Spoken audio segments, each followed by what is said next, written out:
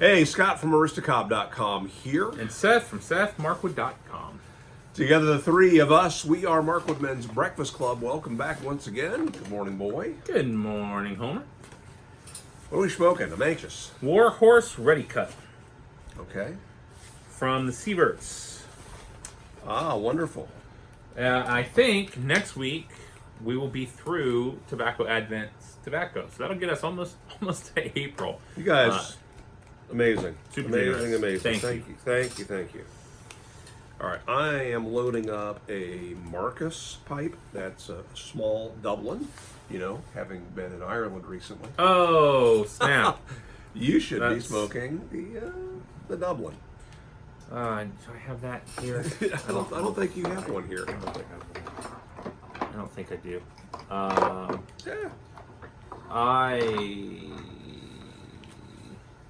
it's okay. No, I don't. Alas. So recently, we did a video where I introduced Boy and had him answer Northern Bohemians questions as sort of, you know, I did an introduction video on the Aristocop channel, a reintroduction video. And I thought it'd be fun to get Boy's input on that, hear where he came from, and so on. And we got an interesting comment on that video that made me think, you know, we need to do an introduction of this channel, which is separate. We won't answer all the questions that John laid out, but to answer the question, and here was the question. Boy commented, one of the questions was asking, you know, what percentage basically of the YouTube shows or channels that you watch, what percentage of those are pipe community videos, and Boy answered honestly, like almost none. 0%. And I had answered on my channel that I really don't watch a whole lot of YouTube pipe presenters. The ones I watch in the shows that I'll click on are the ones that have almost nothing to do with pipe smoking, because I'm set in my ways. I don't smoke a lot of variety. I know what I like, and so I'm not typically saying, gee, I wonder what someone else thinks of this tobacco, or I wonder what someone else thinks of that pipe, because I have the pipes I smoke. Right. But the question was, if you're not watching YTPC videos, what's the point of this channel? Right? Or why are you making YTPC content? And I thought that was actually a fair question, an interesting question. So let's talk about, for just a brief bit here, why Markwood Men's Breakfast Club exists and what started it. And yes, we've talked about this before, and we won't spend much time on this, but for those of you who are new here, and we've got a number of new subscribers, let's go ahead and explain it. So going back to when I was a kid, I had an uncle and an aunt that got married, and they got married in Denver. At the time, I think we were living in Ohio, I think. So we drove back to Denver, and there it became somewhat of a family reunion. My family spread out all over the place, and the reason we were in Ohio was my dad was in the Air Force, and but he was originally from Denver, so that was sort of the center of his generation's family. But we were scattered all over the place, and so the morning of the wedding, the women were busy doing something, and the guys all went out to breakfast, and we went to Denny's or IHOP or someplace for breakfast.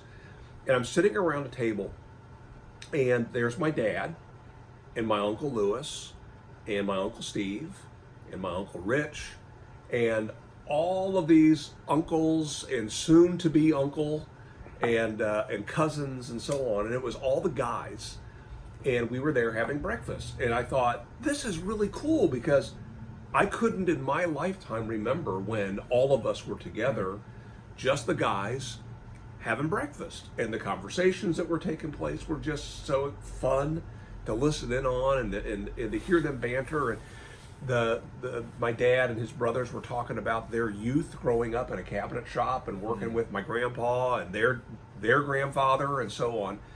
And it was just such a cool memory. So years later, when I have my own son, I thought of the days that he and I got to break away from my wife and my daughter and just go have breakfast, that we would create this thing that we ended up calling Markwood Ben's Breakfast Club. So I'd be tucking Boy in at night, and I would say, oh, by the way, tomorrow morning, Markwood Ben's Breakfast Club. So he knew that meant we were going to go somewhere together and just have a guy's morning and have breakfast. That evolved into us as adults now, both of us adults, as we were thinking about doing this channel. How many years ago? 6. 6 years ago. What were we going to call this? Let's just call it Markwood Men's Breakfast Club. And we don't eat here. It's just not a thing. I don't feel the need to enjoy food and talk in front of a camera. But that's why we call this Markwood Men's Breakfast Club. And also why, even though we record these oftentimes weeks in advance, why we make these videos go live on Wednesday morning, because that's the time for Markwood Men's Breakfast Club. Yeah, a number of viewers have said that they have integrated the show into their breakfast routine rituals. Yeah, which is awesome. We love that idea. And, we could make this video go live any day, anytime, but that's what we chose. So here's the thing. Why? What is this?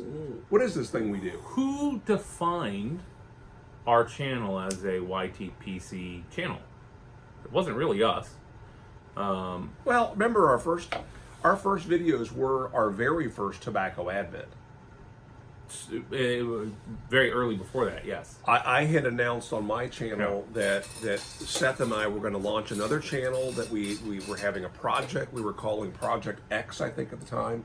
Mm-hmm. And we asked people if they would take a chance and send us a sample of your favorite tobacco, just a little bit, and that we would share it, and that would be the sort of the launch of our channel. And I'll tell you where that idea came from. Not just the tobacco advent idea, but the idea of having you guys participate in that. There is a restaurant back in Ohio called McNasty's, and when they went to have their opening, and this was in the basement of a barn, and surrounding the barn were softball fields and volleyball pits and all this stuff. Their very first day of business, the cost of admission was one usable wooden chair. And they had several hundred people, each of them showing up, obviously with mismatched chairs. And 10 years on, when we were still going there, not a single chair matched. And everybody who brought their chair signed the bottom of the chair. And in exchange, even till they closed their doors, when the husband and wife decided to move to Vegas. If you brought in a good usable chair, they would exchange a pitcher of beer for it. Nice. But the original people that brought in chairs had their name on something, and they were the chairman of McNasty's. And that was always such a cool idea. And I loved the idea of how can we interact with you guys in some meaningful way. And then that spawned on a trip we did together, the whole discussion about let's do this. So that's what started this. When we got done with Tobacco Advent that first year, the idea could have been, well, let's just stop this. We'll do it. We'll pick it up again next year. Right. But we enjoyed hanging out, and so we just got together the next week and filmed another episode, and the next week and filmed another episode. It was probably a year before we decided to do something episodic and do weekly videos. For a long time, it was just as we had time. So many of the early episodes were 2, 3, 4 weeks in between. And we, at the time, also weren't batch filming quite to the extent that we do today. My schedule was much more flexible then. And, mine was as well, I think. Yeah, and so, but kind of comes to a question of why YouTube, or how to YouTube, or, what, I think the question was getting to, what's the point? Well, I remember when you just used the word. I remember the very first time that Seth said, "Hey, we need to get together and film a few more episodes of our show." Our show? Because, yeah, I think it's fair to say that what we have as a show, it's an episodic show. Right. And it was weird to me to hear it said, but really it kind of is. And when we miss a week now, I feel bad that we missed a week. Right. And not just for us, for you too, because, I'm assuming people are starving on Wednesday waiting for our shows to start. Well, I mean, at this point, our little show has 2,600 subscribers. Within the first 4 days, we average 300 to 400 views, and so there are people that are looking for it, that are watching it when it posts, and we don't really understand why. Because I wouldn't watch our show probably. I wouldn't. Videos are way too long, but we each we bring something different to each episode, so your view and approach is different than mine. Yeah, that's one of the reasons why I view it as a show or episodes, because it's not a vlog. We're not telling you every detail of our lives every day in and day out.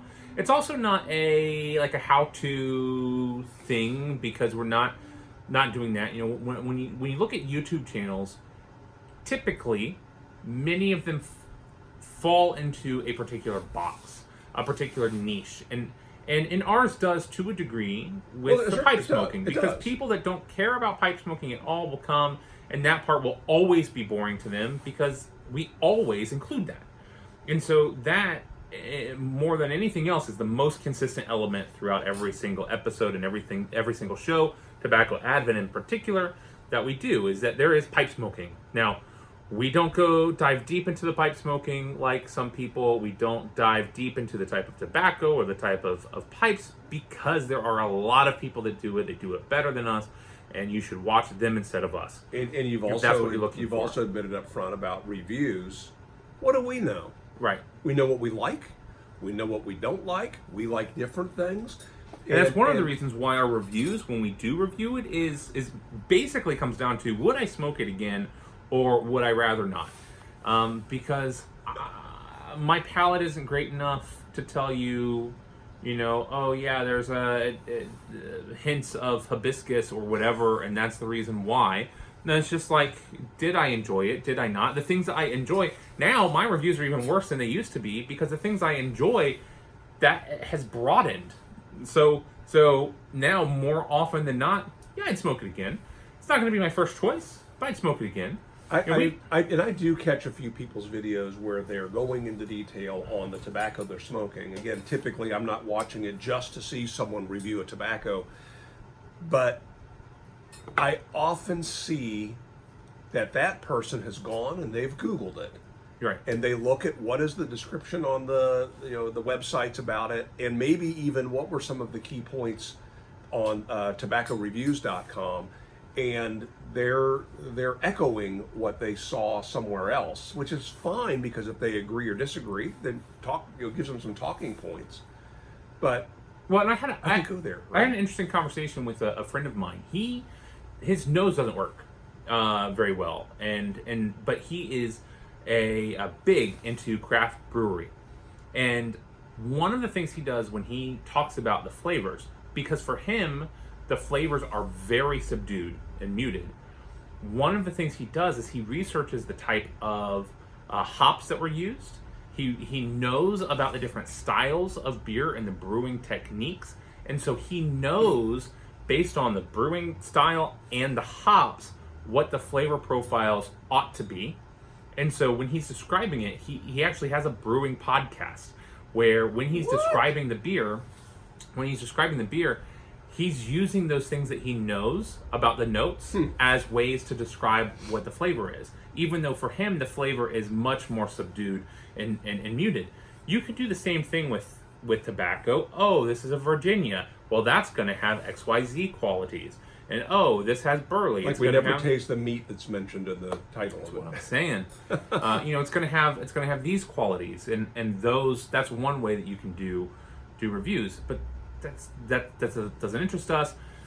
And so when you talk about YouTube, people that really are successful, incredibly successful, they do one type of thing on their channel, and when you go to their channel, it's going to have one style of thing. If that's King of Random, and what the random thing is going to be not that random. a DIY project. Right. Right? You have Casey Neistat. When you go there, it's going to be a day in the life. Right? When you go to Pat Flynn, it's going to be something business Smart focused. passive income. Business focused and whatever. Pick a channel. When you go to Jack Black's Jablinski Games, you're not going to see people play video games because that's a running gag there now. Philip DeFranco's going to be the news. All of these channels have one focus. The reason why I think episode or a show fits what we do is because we don't have a tight focus like that. Do you watch Wheezy Waiter anymore? I do. In fact, I've been watching Wheezy Waiter more often recently than I used to. He's awesome. And he has not very many views for the quality of content that he creates. Because he said the same thing. He completely changed his channel. His channel used to be very, very silly, random, punching eagles and stuff like that. And still has that.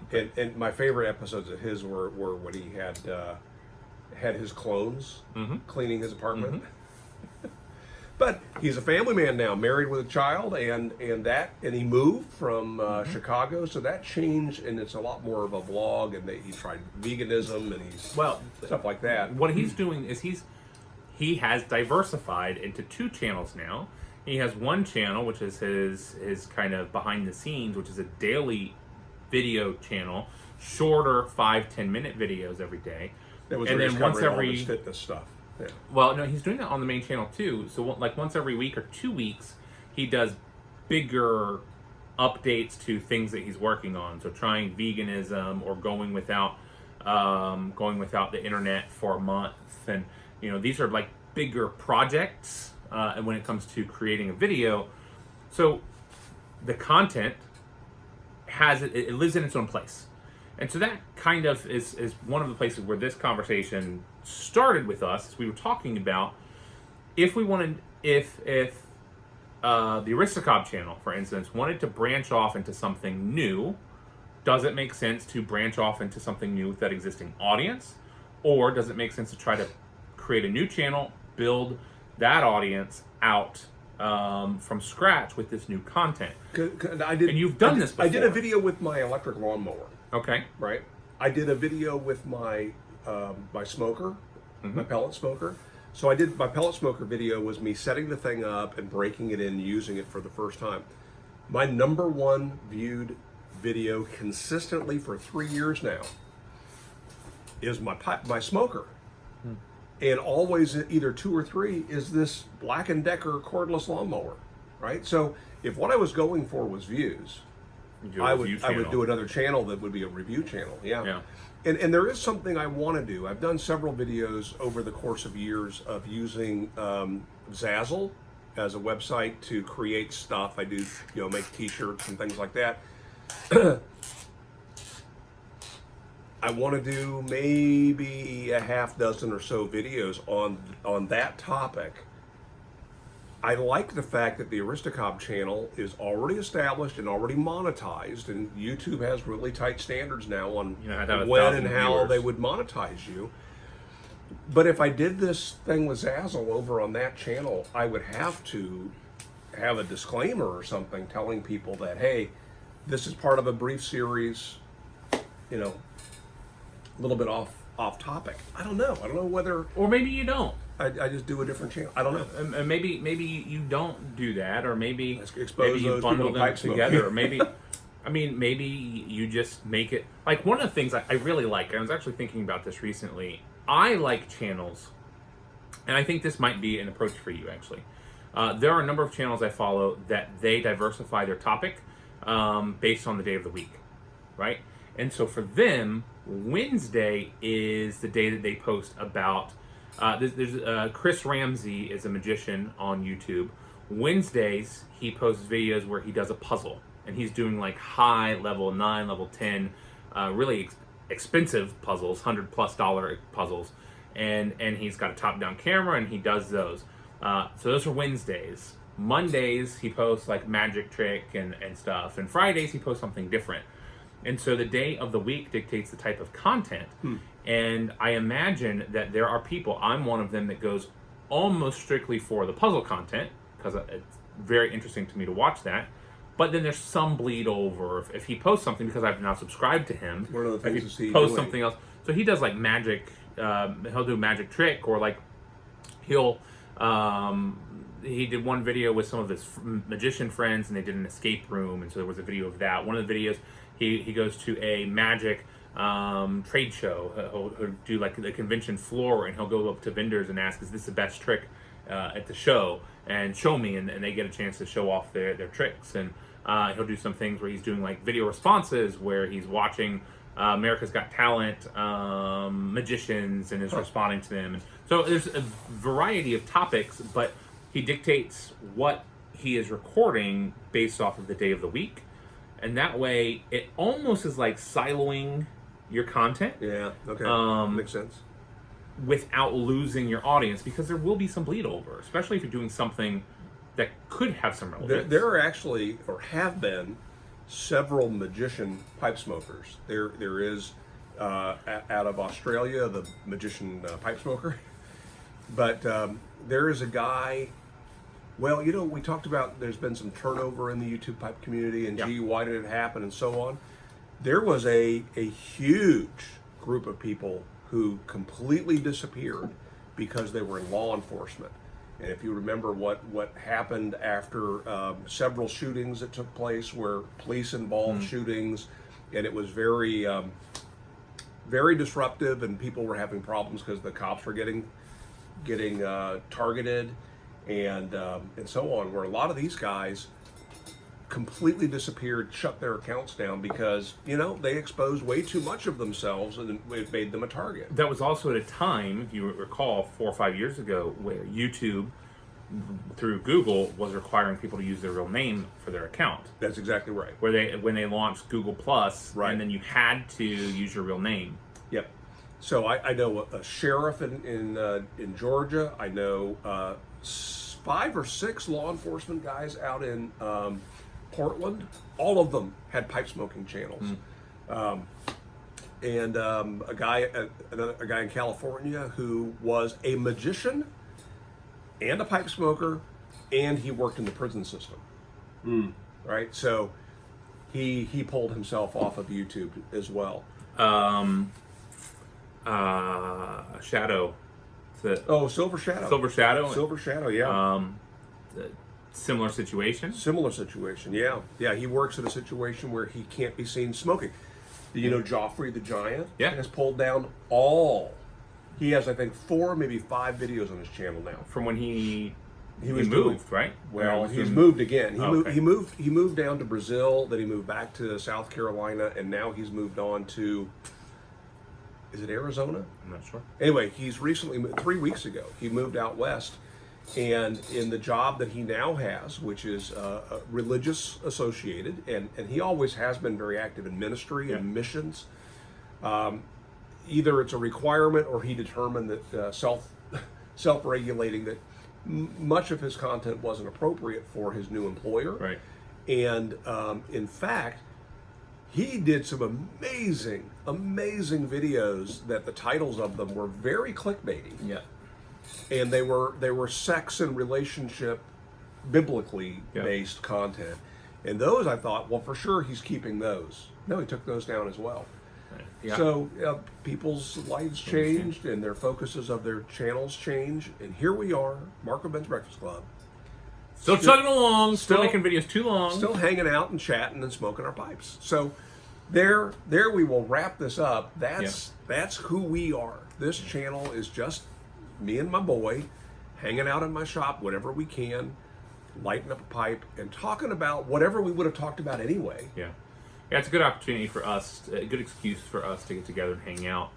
And there have been, for the last 6 years, enough people who seem to be interested in being a part of that conversation. It's weird. It's a weird thing to sit here because our conversation is different with the camera on, but it's different in a way that feels like there's a third person or a whole lot of third peoples sitting in the room with us that are part of the conversation as well. And so that's why we keep doing it. I equate it to, or think about, why do people watch sports and not play sports?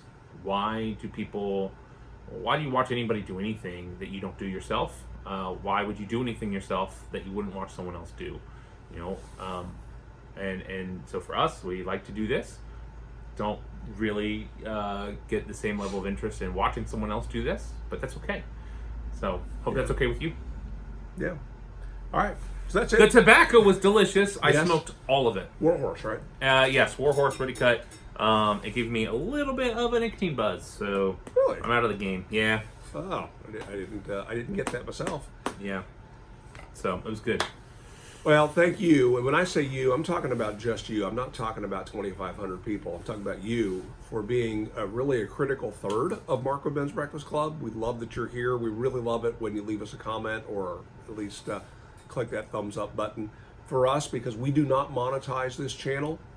That's all we're in it for. So thanks for joining us. Make it a great week.